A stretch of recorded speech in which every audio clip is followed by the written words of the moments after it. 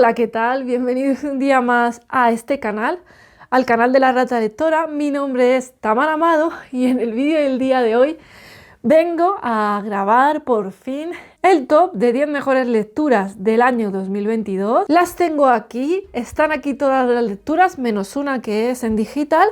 Todas las demás están aquí. Deciros que las voy a ordenar pues en función de lo que me gustaron. Hubo muchísimas lecturas que me marcaron. Para que os hagáis una idea, hacer este top me ha costado decidir 10 de entre todas ellas, y se han quedado fuera lecturas que realmente también merecen mucho la pena, pero quería centrarlo en las 10 que más me gustaron, como siempre hago. Entonces, el número 10 es el que menos me gustó dentro de los 10, o sea que me encantó, quiero decir, y vamos subiendo hasta llegar al número 1. Pero, aparte de esto, quiero deciros que en este vídeo vamos a visitar el Louvre, vamos a visitar el Museo d'Orsay, vamos a visitar o a pasearnos un poco por el Sena y también vamos a visitar las catacumbas de París. ¿Por qué vamos a hacer esto? Porque se me ha ocurrido que este vídeo lo podía hacer un poco distinto al de otros años, ya que mi fin de año ha sido distinto a otros años. Y es que, como ya os he dicho en algún que otro vídeo, he pasado un mes en París por tema profesional, os lo contaba un poquito en el vídeo del Reading Journal. Entonces, aparte de lo importante que ha sido para mí en el año, es que todas esas imágenes se van a quedar relegadas a la gente más cercana a mía, ¿no? Y me parece que puedo hacer un vídeo que va a ser un poco distinto y también pues quiero probar, ¿no? Quiero probar a ver qué sale. Por eso no estoy saliendo yo, porque me voy a centrar en los libros y en irlo intercalando con esas imágenes. Yo espero que os guste y que quede un resultado pues medianamente aceptable.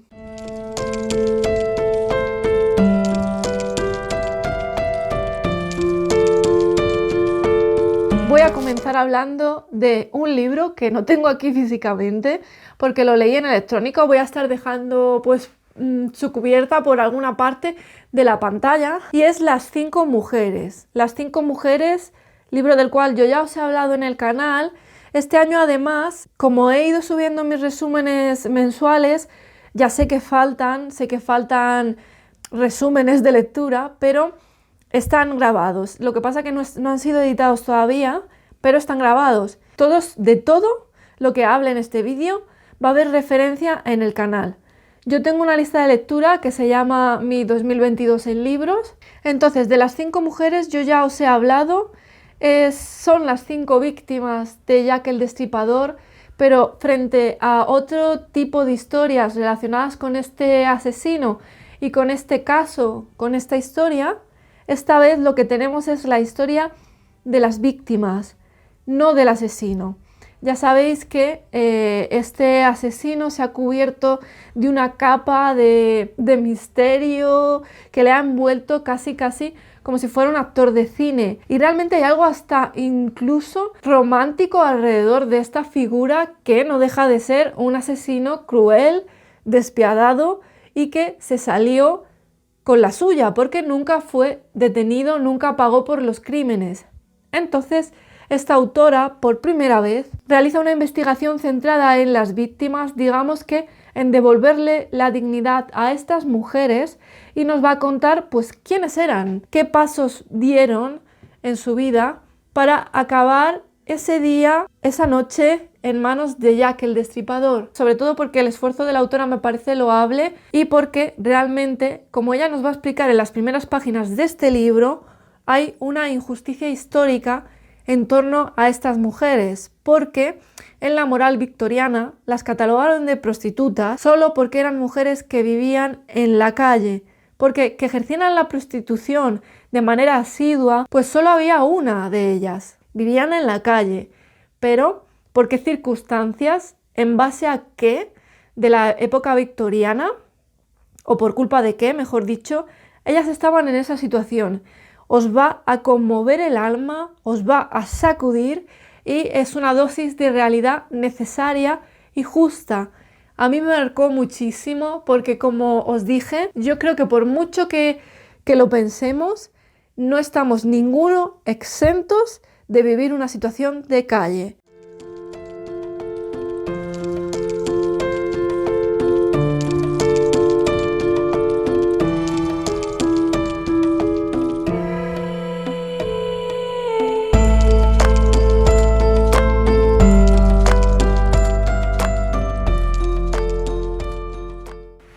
puesto número 9 tenemos ¿Sueñan los androides con ovejas eléctricas? He querido traer este libro porque es un género que yo no suelo leer habitualmente. Me gusta, lo que pasa es que yo lo suelo leer mezclado, pues, por ejemplo, con el terror. Stephen King es una persona que ha mezclado muchas veces la ciencia ficción con el terror.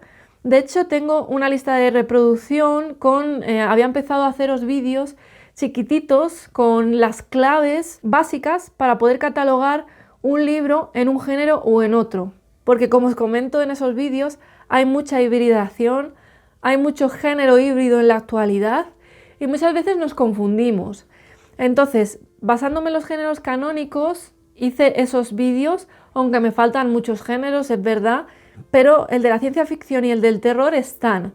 Así que os lo voy a dejar también abajo. Entonces, estoy intentando acceder a historias de ciencia ficción más pura, por así decirlo, como es este caso, que es un referente indiscutible de la ciencia ficción, que yo tenía pendiente desde hace bastante tiempo y este año, tratando de sacar pendientes, lo he leído, me alegro mucho de haberlo hecho, me ha gustado bastante, por eso está en el top, pero es verdad que he estado a punto de quitarlo para meter 2 libros de Shirley Jackson. El motivo por el cual he decidido dejarlo y poner solo uno de Shirley es para tener una cierta equidad.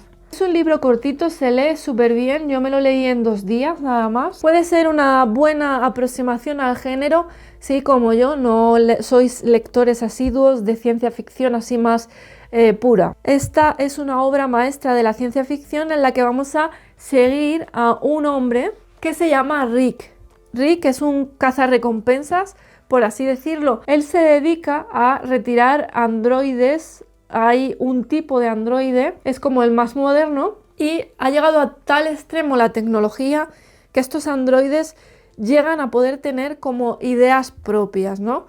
Llegan a poder rebelarse de pues, sus dueños. La forma en la que se rebelan, o sea, para liberarse, para ser libres, es matando a aquellas personas que los tienen en posesión. Y él es contratado para retirar a estos androides, a estos Nexus. De alguna forma vamos a ir viendo a lo largo de las páginas una evolución en él. No hay criatura viva, no queda criatura viva prácticamente, y los pocos animales que quedan pues están muy codiciados. Tener un gato de verdad, tener una cabra de verdad, una oveja de verdad, vale un dinero. Hay algunos de los animales que ya ni siquiera se pueden tener y, por ejemplo, el protagonista se ve obligado a tener una oveja eléctrica que hace pasar por una oveja de verdad, porque es como el sueño de cualquier humano, pues cotiza cualquier criatura que quede viva.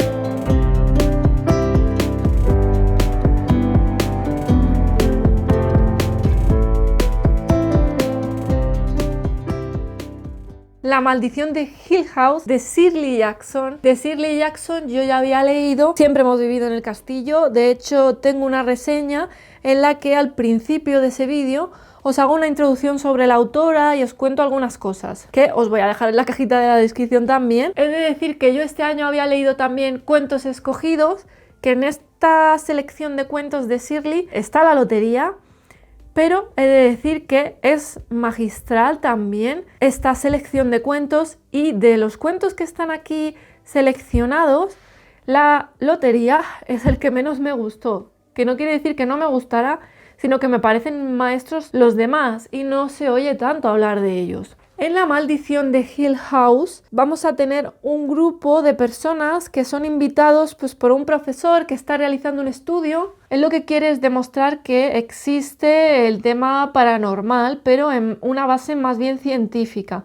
Él quiere hacer una investigación seria en torno al tema y busca mucho durante mucho tiempo hasta que encuentra Hill House, que a él le parece que es la casa ideal para llevar a cabo esta investigación. Esta casa no es que genere una experiencia paranormal 100% o 100% descrita como en otros libros, Si veis ese vídeo, que por lo menos los primeros minutos que hablo de la autora, en ese vídeo os explico que Shirley Jackson es una maestra del terror que no se cuenta, que no se dice, que está como sobre las cosas, es una especie de terror cotidiano que ella trabajó de forma magistral y que no he leído en nadie cómo lo hace ella, pero sí que es verdad que no es como una experiencia brutal.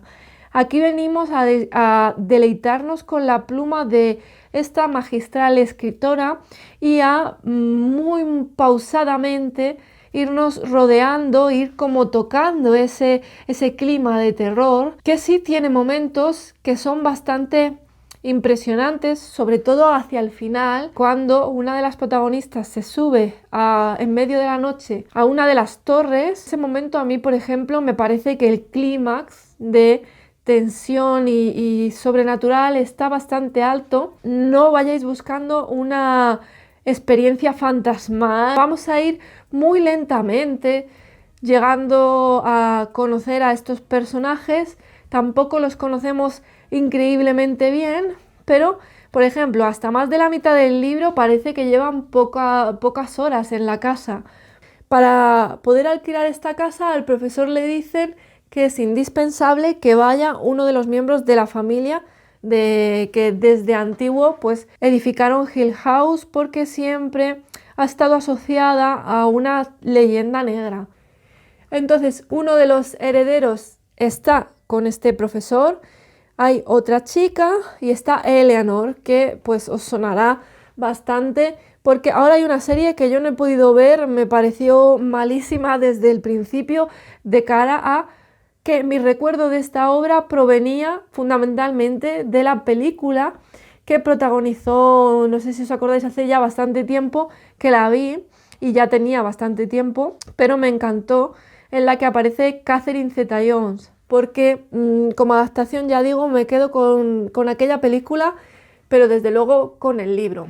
Eleanor es la protagonista más sensible al influjo de la casa, porque la casa tiene algo que va haciendo, pues a lo largo de las páginas lo vamos a ver, pero como digo, hay como que leer un poco incluso sobre las líneas, porque hay un descenso a la locura conforme van pasando más días en la casa. Es una obra magnífica que os recomiendo mucho, pero no la comparéis y no vayáis buscando un terror explícito en ella.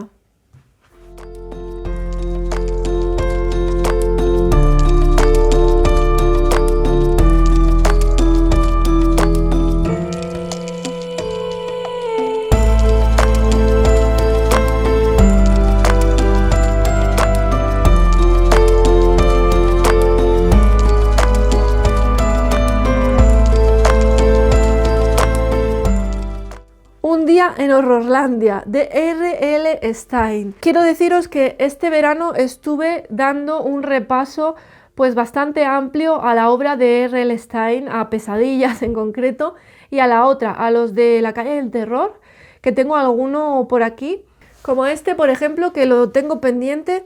Quiero deciros que este libro alcanza unas sumas de dinero absurdas en español, en la traducción al español, pues porque ya quedarán pocos, porque no los han vuelto a reeditar, pero mi consejo siempre es que no lo hagáis. Antes de eso, mirar a ver si el texto está por internet, si se puede comprar el ebook, o siempre recurrir al inglés. R.L. Stine es un autor que iba hacia un público adolescente por ahí. No es un inglés complicado, pese a que yo no lo he leído.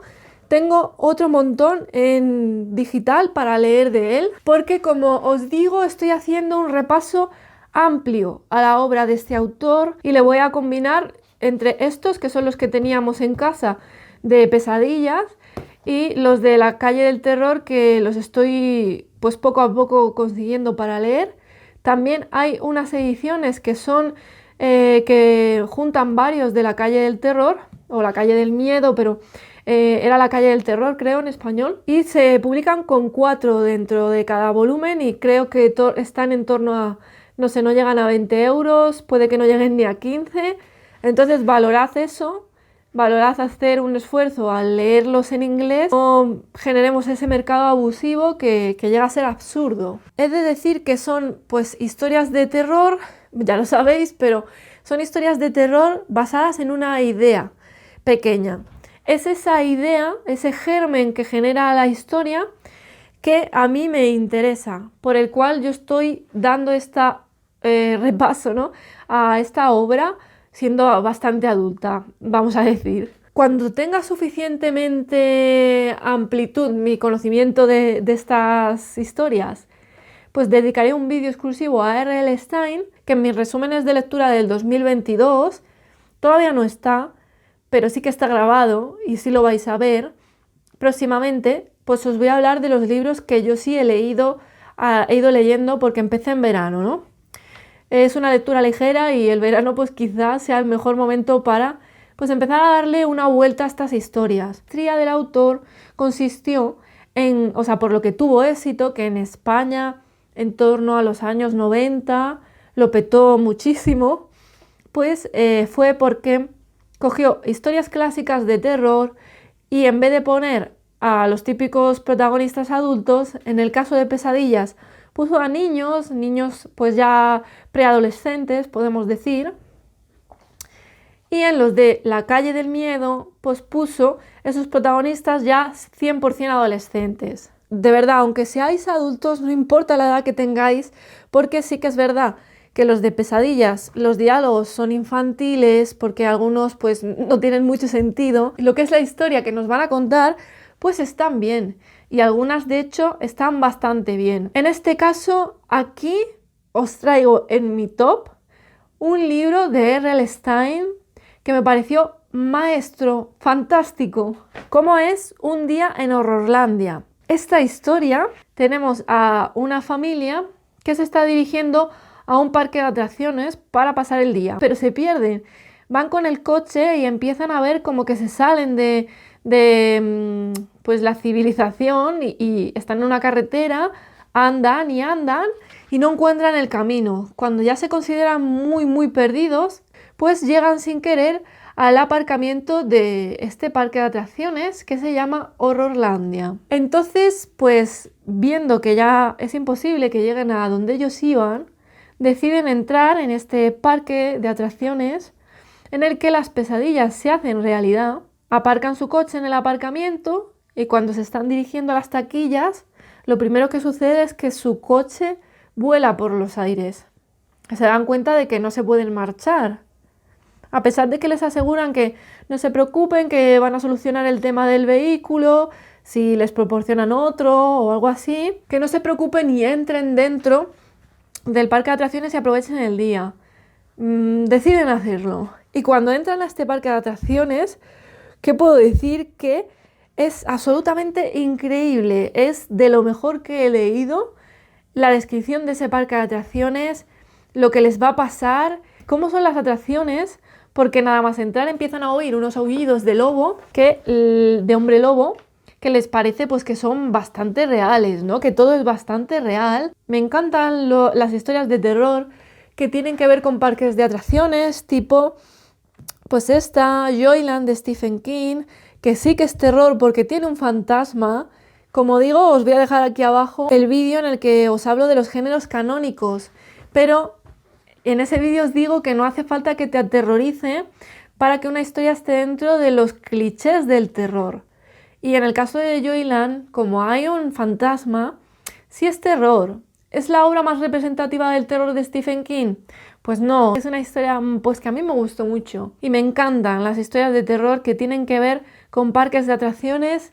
Y si a vosotros también, no os podéis perder Un día en Horrorlandia.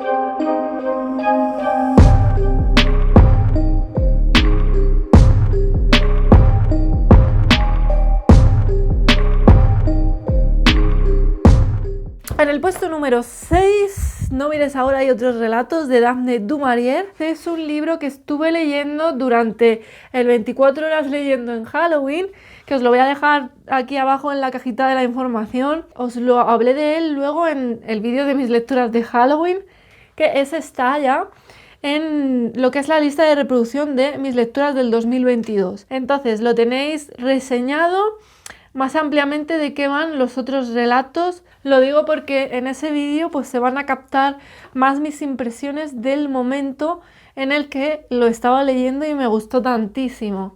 Porque No mires ahora es la historia de una pareja que acaba de perder una hija y se han ido de vacaciones a Venecia. Están sentados en un restaurante y la mujer es la que más ha sufrido la pérdida de la niña, el padre también, pero digamos que la madre estaba muy unida a la niña, porque aunque este matrimonio tiene otro hijo, pues la niña tenía como 4 o 5 años, creo recordar, y estaba súper unida a la madre. Entonces, pues la madre la ha pasado muy mal. Este es como el primer viaje que hacen para airearse un poco y demás. Cuando están ahí sentados, pues ellos juegan a un juego que se llama No mires ahora. Me refiero al matrimonio. Entonces, pues están jugando al juego en el que hay una señora como que les mira directamente y empiezan a imaginarse una historia de una ladrona de joyas. Entonces, en un momento dado, esta mujer va al baño y le dice como que va a desenmascarar a la otra mujer, porque son dos mujeres, una les está mirando fijamente y la otra pues se va al baño. Cuando vuelve del baño, le cuenta a su marido una historia que él se llega a enfadar, porque le dice que estas dos mujeres son hermanas, que la que está mirando fijamente en realidad está ciega, pero es una medium. Entonces les dice que han visto a la niña y que la niña pues está feliz, ¿no? Que está con ellos de vacaciones y que está contenta, que para ella pues es suficiente saber que pues la niña está como en calma, ¿no? Pero la historia no queda ahí. Más adelante se las van a volver a encontrar y en esta ocasión les va a decir que la niña les quería advertir de algo, les quería decir que corrían un grave peligro y vamos a ver qué sucede con esto y vamos a ver también paralelamente la historia de un asesino en serie que está suelto por Venecia.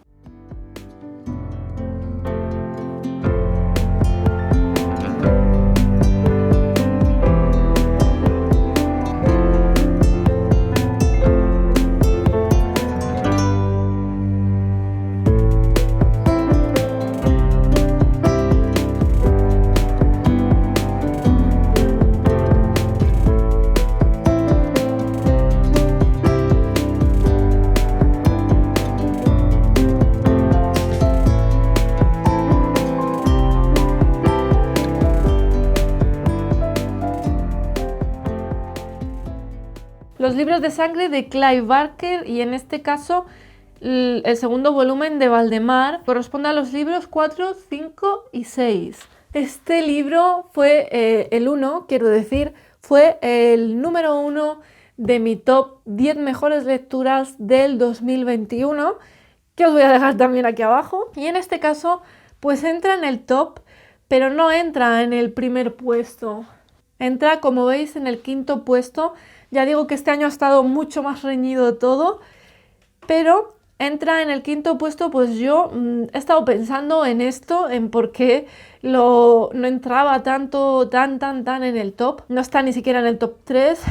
Pues yo creo que el año pasado el libro 1, 2 y 3 era la primera lectura que yo hacía de Clive Barker, pero también he de decir que después de haberlos leído todos, mi favorito sigue siendo El tren de la carne de medianoche, que plantea la posibilidad de que haya caníbales en el metro de Nueva York, aunque obviamente sigue siendo Clive Barker, sigue siendo maestro de la literatura de terror.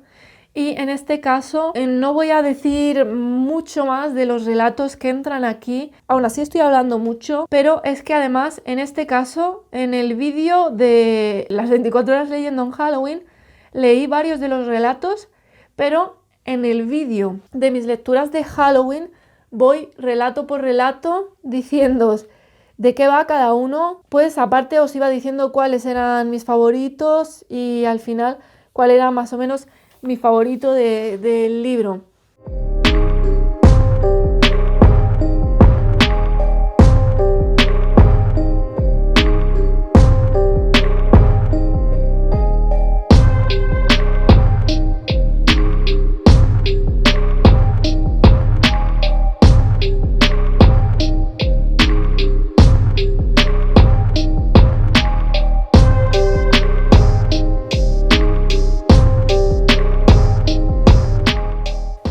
El exorcismo de mi mejor amiga, de Grady Hendrix, que yo lo tengo en inglés. Este autor ha subido en un solo año, yo lo he descubierto en este pasado año 2022, subido al top de mis mejores autores. Mezcla el humor, que es algo pues que no es típico en las historias de terror. El terror suele estar mezclado con el drama, con el melodrama, pero no es usual mezclarlo con la comedia. Que se mezcle y que además de tener esos puntos de comedia tan increíbles, luego sea capaz de construir una historia de terror que se sustente, que tú tengas claro que estás ante una historia de terror 100%. En este caso tenemos esta portada tan absolutamente maravillosa que, pues punto positivo, la portada del español pues es igual que la portada del inglés. En este caso, ¿por qué lo tengo en inglés? Pues porque me entró el ansia viva de leer todo lo que había escrito Grady Hendrix y empecé a ver pues que había muchas obras de él que no estaban traducidas. Era el caso del exorcismo de mi mejor amiga, que en el momento yo lo tengo pues como desde mis regalos de Reyes del año pasado. Entonces no estaba traducido. Es verdad que yo lo leí finalmente en agosto y que en agosto ya estaba traducido, pero aún así yo lo leí, lo tengo por la mitad de precio, lo compré yo en ese momento, en enero o febrero, la mitad de precio de lo que valía en español. Ahora no lo he visto tan barato, no sé si es que hubo una oferta en The Book Depository, que es donde yo lo compré. Aquí tenemos una historia de amistad muy bonita entre las dos protagonistas, Abby y Gretchen, que se conocen durante la infancia de ellas. Esta historia en concreto sucede ya cuando ya están en la adolescencia, 17 años creo que tienen más o menos, en la cual pues continúan siendo mejores amigas y en la fiesta, empiezan a meterse en este mundo de pues esos años, porque está ambientada en los años 80, en los que empiezan a consumir las drogas de la época, como por ejemplo empiezan a probar ácido. Entonces están probando LSD en la casa de una amiga de ellas que tiene mucho dinero y tiene su casa da como a su porche a un lago, a lo que es el embarcadero del lago y tal. Hace mucho calor, no les hace efecto lo que se han tomado y entonces deciden darse un baño en el lago. Pero ese lago de alguna forma conecta con el agua del mar, porque cuando van a tirarse se dan cuenta de que la marea pues ha retrocedido, ¿no? Y no hay casi agua. La primera que va es Gretchen, que va a toda velocidad a tirarse, empiezan a llamarla, que no se tire, que pare, pero ella ya ha saltado y lo que hay es como un agua de lodo. Entonces piensan que se ha hecho daño, no la encuentran por ningún sitio, la buscan por todas partes. Abby es la que más empeño pone en encontrarla, porque las otras pasan un poco y no dan con ella. Hay en el medio como del lago, ¿no?, una especie de isla de tierra, como una especie de isleta de tierra, pero que hay que meterse pues por el agua para llegar a ella. Allí, a la mañana siguiente, encuentran a Gretchen, pero ya había estado Abby la noche anterior y no la había visto. Lo que había notado era una extraña sensación de que alguien la estaba mirando, unos sonidos que salen como de una caja en la que hay como un teléfono, y Abby se asusta y sale corriendo. En ese sitio hay como un montón de símbolos satánicos y además restos de una construcción que nadie de la zona recuerda que existiera. Nadie tiene conocimiento de que allí hubiera habido edificios, edificaciones, lo que sea.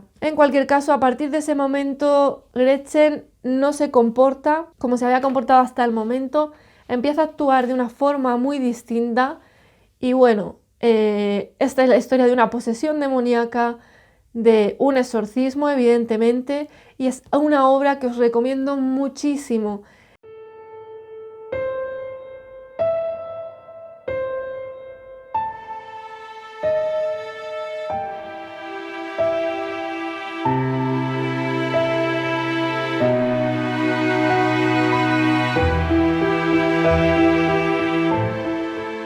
Entrevista con el vampiro en el número 3, en el puesto número 3, y ya estamos dentro del top 3 del vídeo y nos vamos a encontrar en este top 3 dos historias de vampiros.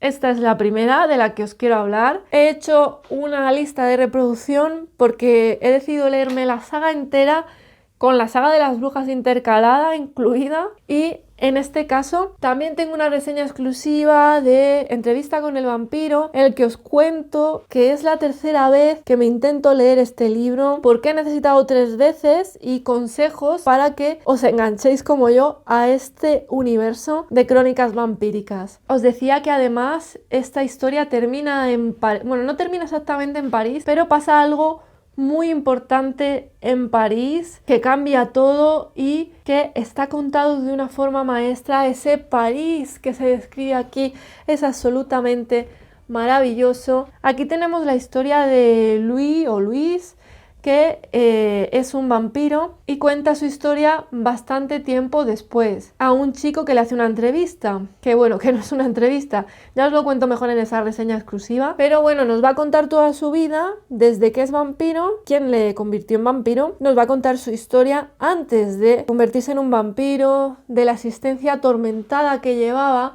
porque su hermano había muerto y se sentía responsable de esa muerte. Así se lo encuentra Lestat y le convierte en vampiro, porque como nos dice él mismo, él caminaba como un hombre que quiere morir, pero que no tiene el valor pues de matarse, ¿no? Hay que decir que él continúa teniendo una existencia atormentada también siendo vampiro, pero que nos explica al final. Hay un pequeño párrafo que pasa en París también, o que es una de las personas de los vampiros que conocen París, que se lo dice, ¿no? Le dice por qué él es normal que tenga esa existencia atormentada, cómo es víctima del siglo en el que vivió, y me pareció sublime también.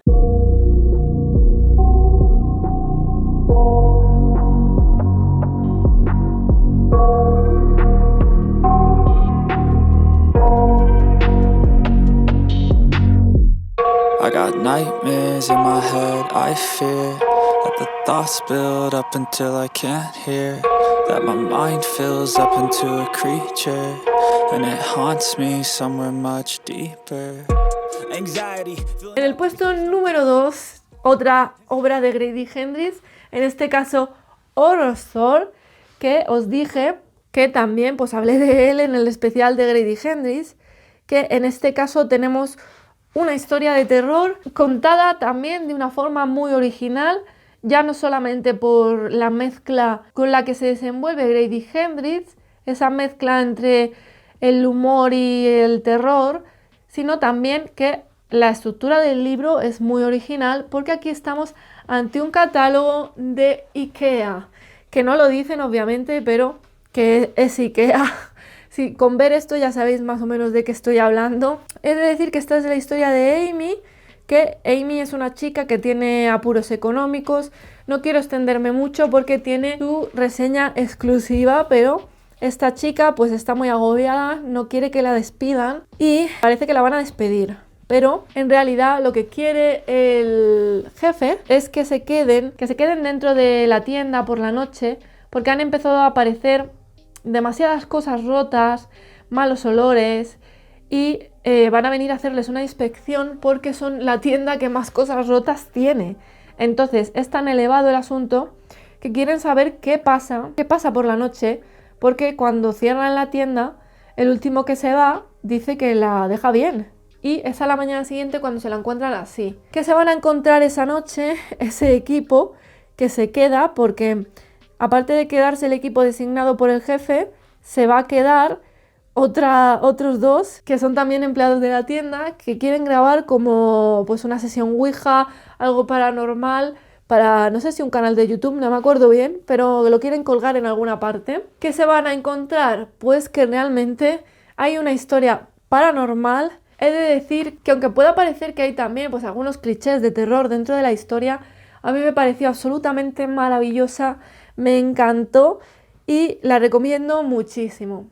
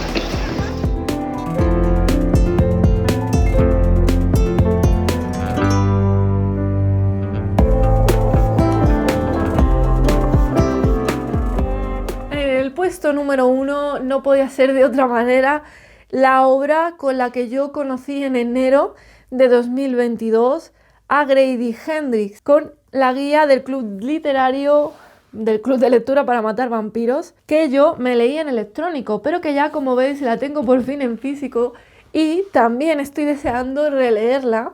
Y estamos en enero y creo que la voy a volver a leer ya mismo. Esta historia también ambientada en los años 80, Grady Hendrix es un gran amante de los años 80 estadounidenses porque él considera que en esos años se generaron las historias de terror pues mejores dentro del género.